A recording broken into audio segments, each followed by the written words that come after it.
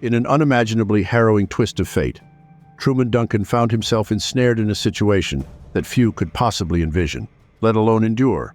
I got ran over by the rail cars. I need 911. I think I'm cutting too. Okay. You need to hurry up now. And someone got ran over by a rail car? It was me. And I'm about to pass out. I need 911. Care flight, I think I'm cut in two, Duncan said. Someone got run over? The operator asked. It was me. I guess I'm going into shock. Hurry up, ma'am, because I'm about to pass out, Duncan said. As the call echoed in the Emergency Coordination Center in Fort Worth, Texas, a palpable wave of disbelief and urgency swept the room. If Duncan's harrowing account was accurate, it was paramount to dispatch a specialized team of medics at once. James Bailey and Teresa Campbell, stalwarts in their field and on duty at that moment, spearheaded the elite medical team. Meanwhile, at the railway depot, an atmosphere thick with anxiety and concern unfolded. The tight-knit community of workers had rallied, forming a protective circle around their critically injured colleague. Truman Duncan had started his workday just shy of 8 in the morning. Occupying the role of an engineer, he was entrusted with the responsibility of rectifying malfunctions in wagons and locomotives at the Cleburne depot, a charming yet bustling hub nestled in Johnson County, Texas. Always looking for efficiency, he thought nothing of hopping onto a wagon to make his way across the expansive depot more swiftly, heading toward a repurposed hangar that now served as a workshop. But in an unforgiving split second, his routine morning took a catastrophic turn. Duncan's footing betrayed him, causing him to tumble from the wagon and dangerously close to the menacing rails below. Rallying his wits about him despite the shock, he attempted to regain his stance, desperate to dodge the oncoming wagon. Alas, fate seemed to have cast its die against the 38-year-old on this fateful day. Even though the wagon lumbered at a modest pace, Duncan's reflexes, clouded by panic and surprise, were insufficient to evade the impending doom. His attempts to wriggle free from the path of the relentless wheels were heart-wrenchingly futile. With terrifying inevitability, he found himself pinned beneath the wagon, its gargantuan steel wheels mercilessly rolling over him, inflicting catastrophic injuries. The wagon's inexorable momentum carried Duncan an additional 20 meters over the unforgiving steel rails.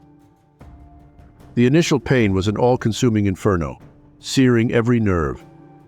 But in a phenomenon Duncan himself struggles to articulate even to this day, it seemed to dissipate, leaving an eerie void in its wake. Awareness, sharp and stark, settled upon him. Despite his horrifying predicament, the clarity of thought he experienced was nothing short of miraculous. His right hand, remarkably unscathed, fumbled in his pocket, drawing forth his mobile phone. In that expansive depot, interlaced with a labyrinth of tracks and spanning vast distances, Duncan knew the chances of someone stumbling upon him in time were painfully slim.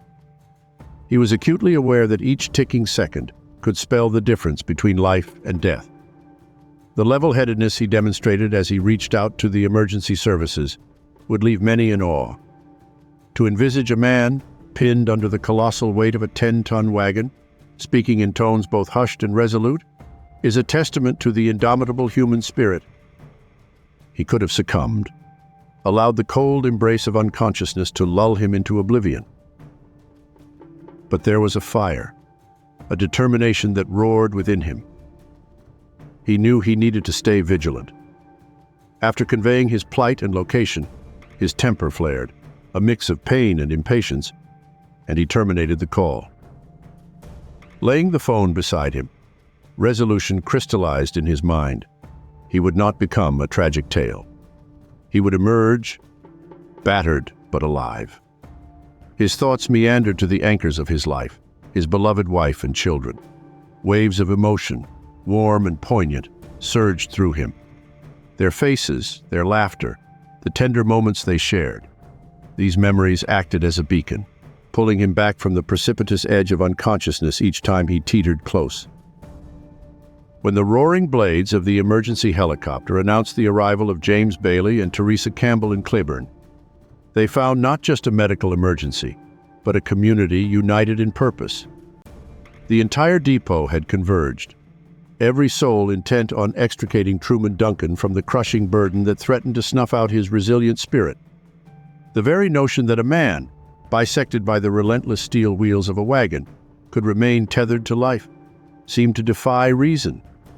To the arriving rescue team, the sight that greeted them was nothing short of miraculous. Here lay Truman Duncan, not as a silenced victim of fate's cruelty, but as an indomitable spirit conversing with his would-be rescuers. His consciousness, in spite of the grievous harm wrought upon him, was a phenomenon Dr. James Bailey would later liken to a one-in-a-million occurrence. Those initial moments of crisis, from the harrowing accident to Duncan's swift airlift to Fort Worth's medical facility, spanned a tense 62 minutes. Each tick of the clock was a testament to Duncan's resilience and the sheer determination of the emergency team. The hospital's sterile hallways echoed with urgency as he was rushed into the operating theater. There, Surgeon David Smith and his cohort of medical professionals braced themselves for the monumental task ahead. Though transfusions replenished his waning blood supply, the surgical decisions were agonizingly complex. Both legs, tragically ravaged beyond salvage, necessitated amputation, one at the hip and the other above the knee. As days melted into weeks, Duncan's world faded into a deep coma, which stretched over 3 weeks. His battle for survival has only just begun. 23 subsequent surgeries were performed over 4 months, pushing the boundaries of medical intervention and human endurance. His eventual discharge, 5 months post-accident, was met with a mix of awe and admiration, particularly for his unwavering mental fortitude. Awaking from his coma, Duncan's mantra was clear: an insurmountable will to live that eclipsed every setback.